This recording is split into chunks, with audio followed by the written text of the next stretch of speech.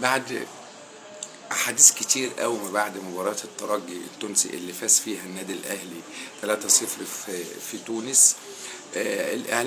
بعض الإعلاميين الرياضيين اتكلموا بأن النادي الأهلي فريق متواضع جدا، وأن النواقص اللي عند الترجي هي اللي جعلت المباراة كده. أولا قبل كل شيء النادي الأهلي فاز في رادس 6 مرات على أرضهم هناك. قبل كل شيء، قبل ما نقول بقى ده قوي وده ضعيف، وكان فيه نجوم كبيرة جدا جدا في الوقت ده لفريق الترجي التونسي. ولكن اللي قاله الإعلام المصري أولا عيب، لأن النادي الأهلي بيمثل مصر، النادي الأهلي بيمثلنا كلنا بصرف النظر عن الانتماءات، لأن هو بيلعب بره مع فرق تعتبر أجنبية، فلكن كلنا نلتف وراها زي النادي الأهلي أو نادي الزمالك أو أي نادي بيلعب. ولكن بعد اعترافات المدرب الكبير للرجاء البيضاوي ان قال لك ان النادي الاهلي بيتحول بعد دور المجموعات، بيتحول بيبقى حاجه تانية خالص، شكل تاني، اداء تاني، قوه تانية، وبيعرف ازاي يتعامل مع الماتشات الكبيره، وانه فريق متكامل، وان كل اللي فيه قوه ضربه، وان الفريق فيه اكتر من عنصر قوي. ولما يكون في فريق زي في الفريق لاعب باك شمال بيسجل اكتر من 50 هدف ما سجلهمش راس حربة في اي فريق، ده دليل على قوة النادي الاهلي.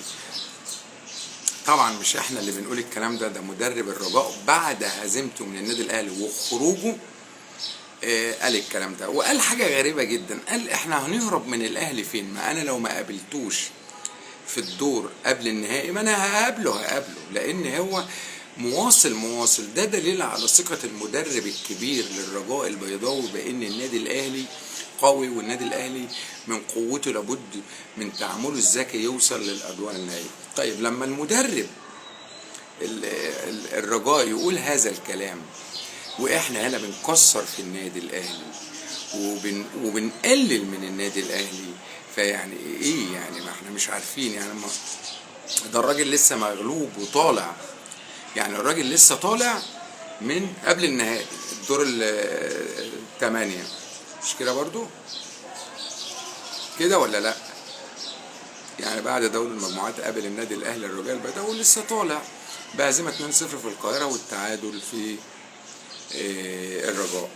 فلما يقول لك ان هو فريق منظم، فريق قوي، فريق عنده عناصر جيدة، في فريق عنده احسن باك شمال في افريقيا اللي هو علي معلول وهداف، فريق بقوة النادي الاهلي، لابد ان اي حد يهرب من مقابلة النادي الاهلي.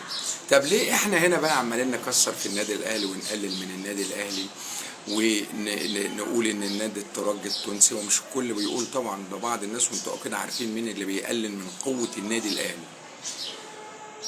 طب يعني احنا نرد نقول ايه لما يقول لك ما في لا مفر من مواجهة الاهلي؟ يعني بيقول لا مفر من مواجهة الاهلي، احنا نقول ايه؟ احنا مش هنقول ايه بعد مدرب بيقول ولسه مكسور من النادي الاهلي، ولسه الاهلي مسبب له مشاكل بعد الهزيمة؟ هو خصوصا انا عايز اقول حاجة، يعني النهاردة انت بتقول الترجي عنده ناقص، تم الرجاء كان كامل، الرجاء كان كامل وقوة الضربة بتاعته بتلعب، وما قدرش يسجل حتى في النادي الاهلي لا في القاهرة ولا في المغرب. فاذا ان اعترافات مدرب الرجاء اعترافات عظيمة من مدرب عظيم كبير بيدرب فريق كبير زي الرجاء، لان الرجاء فريق من الفرق القوية جدا زي الوداد، زي الترجي التونسي. فعايز اقول ان مواجهة الاهلي انا كده هو بيقول يعني ان انا كده كنت هقابله، فانا قابلته، وهو فريق قوي بيعرف بخبرته يتعامل مع الماتشات الكبيرة.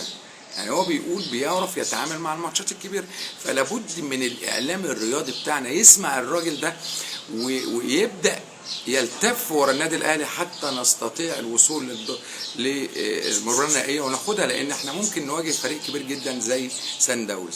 اشكركم جدا والسلام عليكم ورحمة الله وبركاته.